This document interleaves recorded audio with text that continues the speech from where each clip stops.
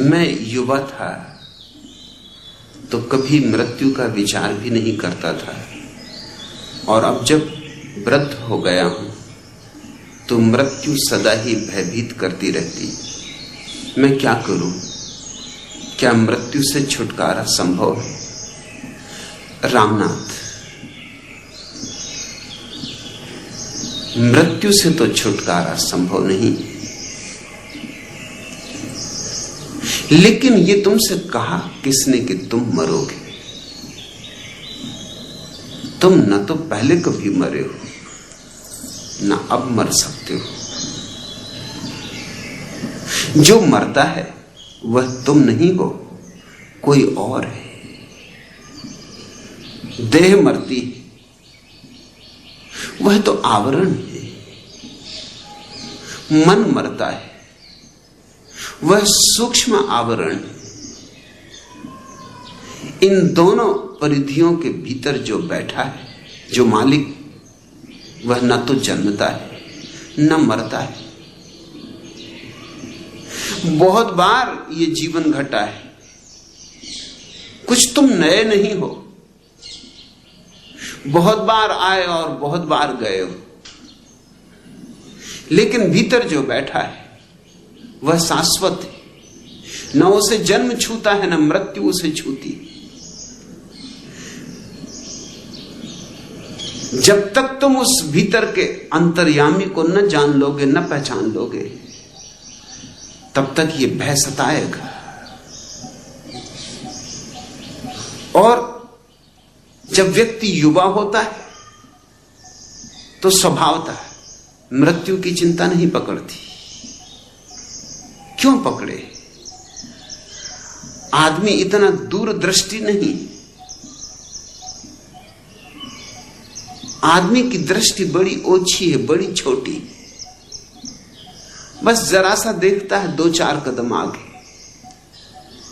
दिए की रोशनी है उसके पास, 4 कदम देखता है। मृत्यु इतनी दूर मालूम पड़ती कि भरोसा ही नहीं आता कि होगी।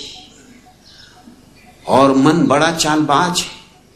मन यह भी कहता है कि और दूसरे लोग मरते, तुम नहीं मरोगे। और मन कहता देखो, एक व्यक्ति परसों मरा था, एक व्यक्ति कल मरा, एक व्यक्ति आज मरा, तुम तो नहीं मरे। लोग रोज मरते हैं, तुम तो नहीं मरते। तुम तो सदा न मालूम कितनों को मरघट पहुंचा के हमेशा घर वापस आ जाते। तुम तो जियो, बेफिक्री से जियो, मन कहता है। इन व्यर्थ की चिंताओं में ना पड़ो। फिर जवानी के नशे होते, मूर्छाएं होती, दौड़ होती, धन पाना है, पद पाना है, प्रतिष्ठा पानी। फुर्सत कहां है, समय कहां है कि कोई बैठ के विचार करे। जो जवानी में विचार कर ले, समझना अति बुद्धिमान, समझना कि महामेधावी। क्योंकि आम तौर से जवानी में मूर्छा इतनी सघन होती, क्योंकि वासनाएं इतनी प्रगाढ़ होती कि आदमी लगता है जागा जागा, मगर जागा नहीं होता, सपनों में डूबा होता है। महत्वाकांक्षाएं सपने ही हैं। तुम्हारे भीतर सपनों पर सपने तुम बुने जाते हो। कौन सोचता है मृत्यु की? और फिर जब आएगी तब देख लेंगे, जल्दी क्या है? कभी कभी फुर्सत के किसी क्षण में अगर मृत्यु का ख्याल भी आ जाए तो तुम जल्दी से अपने को छिटका लेते हो, किसी दूसरे काम में लगा देते हो, अपने को उलझा लेते हो कि ये कैसी निराशा की बात मेरे मन में आ रही, अभी तो मैं जवान हूं। हम मृत्यु को सब तरह से ढांकते हैं, छिपाते, इसलिए मरघट को गांव के बाहर बनाना चाहिए गांव के ठीक बीच में, कि दिन में 25 बार गुजरो तो 25 बार मरघट तुम्हें याद दिलाए कि यही होने वाला है अंतिम निवास स्थान। चौंकाए, जगाए, स्मरण दिलाए। बुद्ध जब भी किसी व्यक्ति को संन्यास देते थे तो भेजते थे मरघट कि 3 महीने मरघट पर रह, जलती हुई चिताओं को देख, राख होते हुए शरीरों को देख,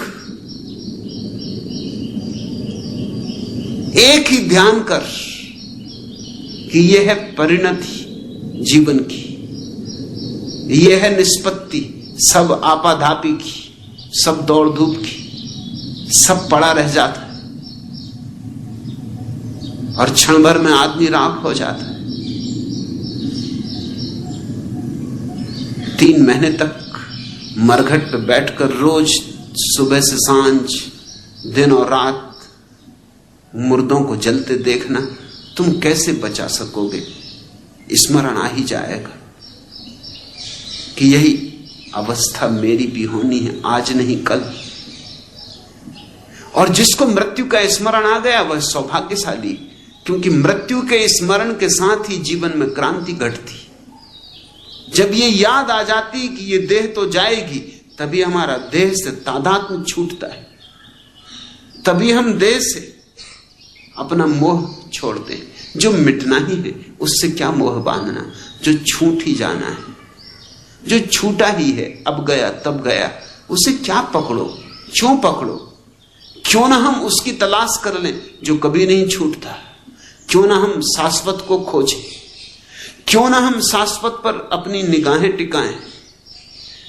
शाश्वत पर निगाह टिकाने का नाम ही तो संन्यास है। समय के पार आंखें उठाने का नाम ही तो संन्यास है। जवानी में तो बहुत मुश्किल होता है कि किसी को होश आए, मगर ये दुनिया बड़ी अजीब है। लोग बूढ़े भी हो जाते हैं तब भी कहां होश आता। रामनाथ, तुम तो सौभाग्यशाली हो, कम से कम बुढ़ापे में भी तो होश तो आ गया। मरते दम तक भी लोगों को होश नहीं आता। मैंने सुना एक मारवाड़ी मर रहा था।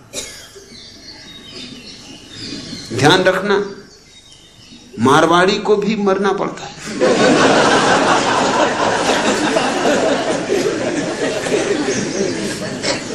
मौत किसी को भी नहीं छोड़ती, मारवाड़ी तक को नहीं छोड़ती। सारे बेटे और रिश्तेदार चिंतित थे। उसकी आवाज बंद हो गई थी, सब उसे घेर कर खड़े थे। बड़ी मुश्किल से वो बार बार कह रहा था, बाबा झा झा। एक बेटे ने कहा, लगता है ये कहना चाह रहे हैं कि बक्सा झाड़ के नीचे मैंने दबा रखा है, कुछ करो और इनसे पूरी बात बुलवाओ। कौन सा झाड़? क्योंकि घर के आसपास बहुत झाड़ थे। डॉक्टर ने कहा कि एक बड़ा ही मूल्यवान इंजेक्शन है, उसे लगाने पर ये 1-2 वाक्य बोल सकेंगे। उनकी मृत्यु निश्चित होने पर भी इंजेक्शन लगवाने को सब राजी हो गए। डॉक्टर ने इंजेक्शन लगा दिया, तब सब उत्सुक होकर सुनने के लिए मरते मारवाड़ी के पास झुके। उस बूढ़े ने क्या कहा मालूम? उसने कहा, अरे सब मुझे क्या देख रहे हो? वह बछड़ा झाड़ू चबाए जा रहा।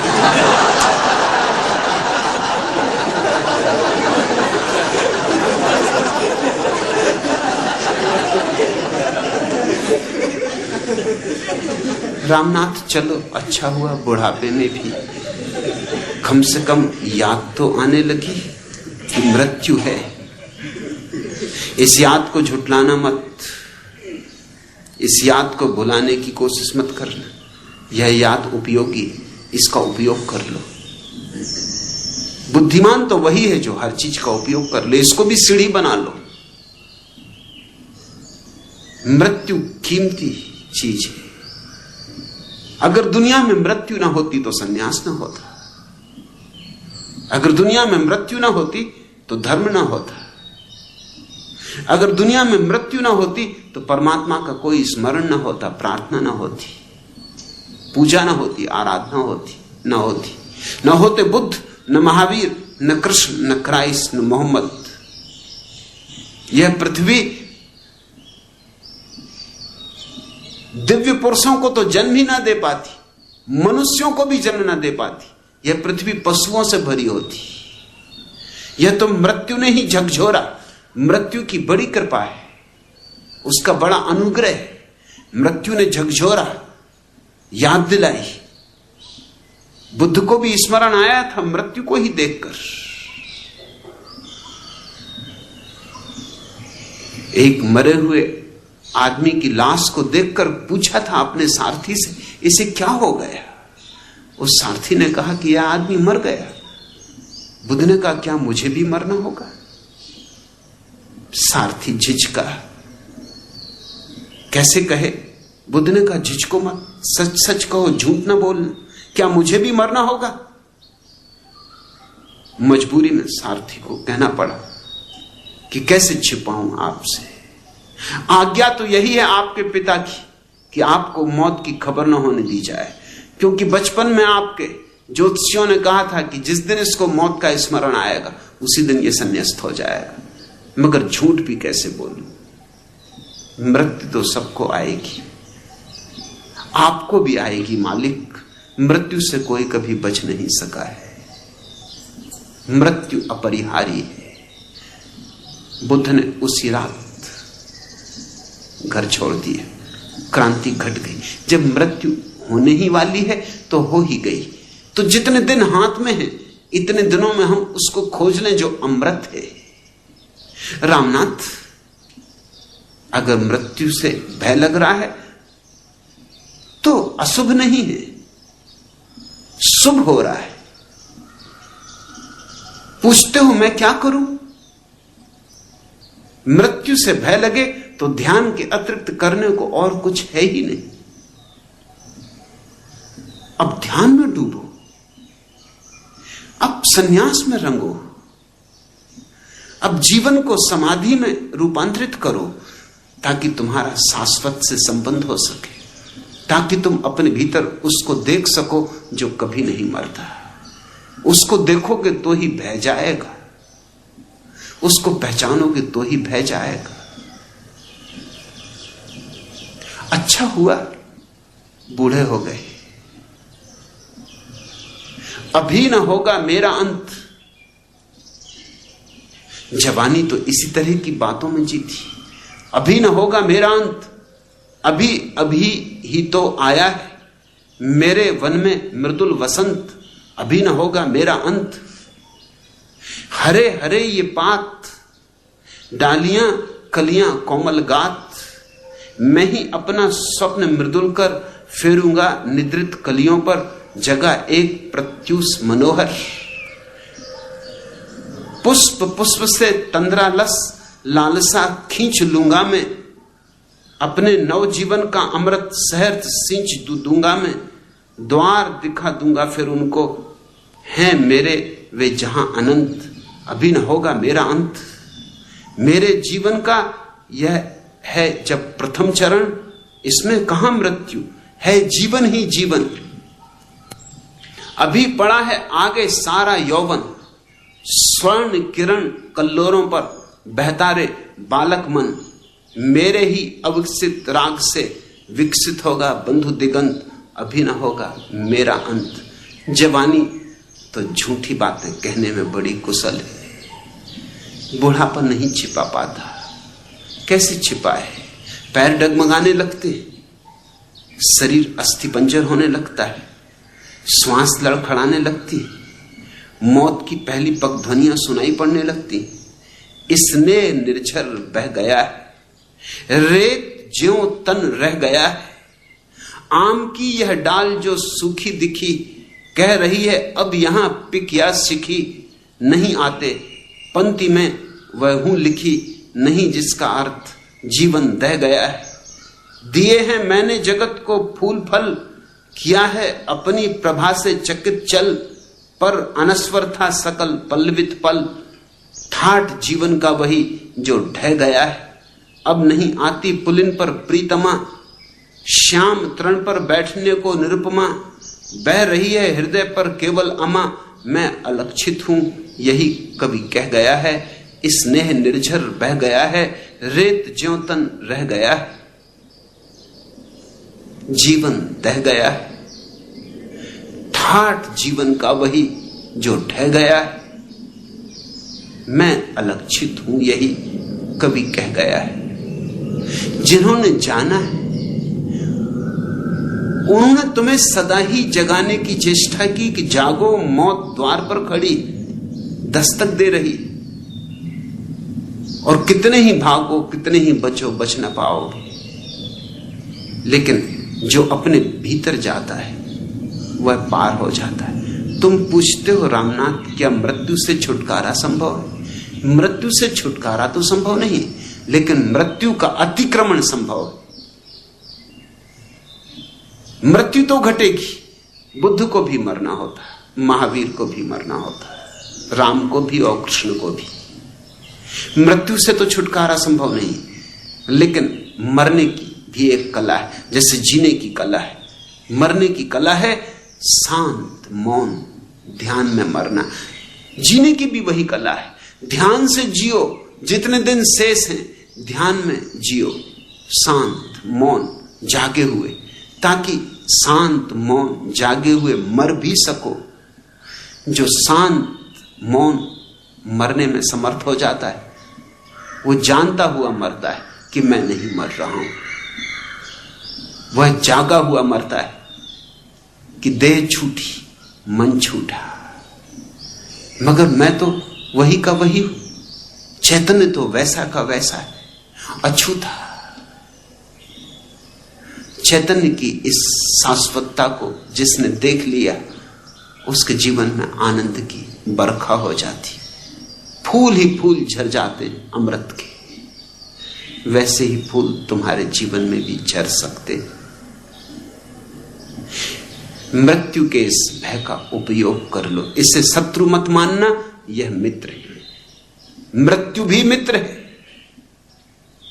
अगर समझ हो, और ना समझी हो तो जीवन भी शत्रु हो जाता है। महावीर ने कहा है व्यक्ति अपना ही मित्र है, अपना ही शत्रु। अगर हम जाग कर उपयोग करना सीख जाएं जीवन की सारी संभावनाओं का, जिनमें मृत्यु की संभावना भी सम्मिलित है, तो हम अपने मित्र हैं, नहीं तो हम अपने शत्रु हैं। इस दुनिया से बहुत लोग, अधिक लोग गंवा कर ही लौटते। रामनाथ, कोई जरूरत नहीं कि तुम भी गंवा के लौटो, कमा कर लौट सकते हो। जागो, समय रहते जागो।